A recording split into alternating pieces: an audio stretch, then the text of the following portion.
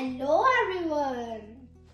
Today let's learn the most important Danish subject pronouns. Let's dive in. What are subject pronouns? They are special words we use instead of names or nouns.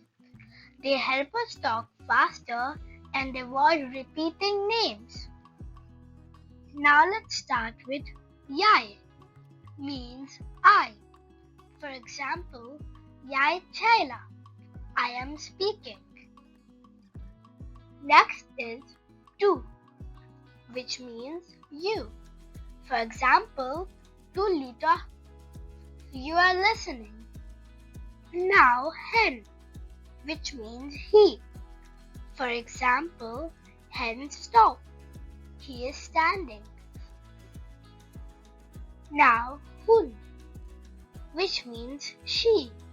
For example, hun står, she is standing.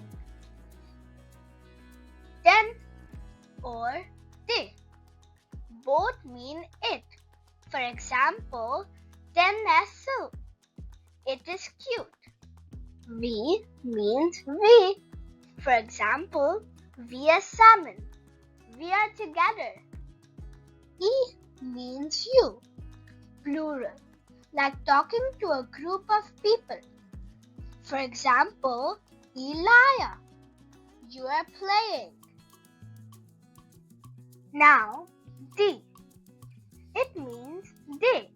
For example, de står, they are standing.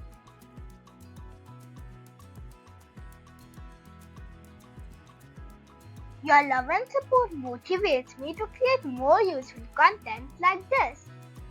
Please like, share and subscribe. If you found this video helpful, please type yes in the comments.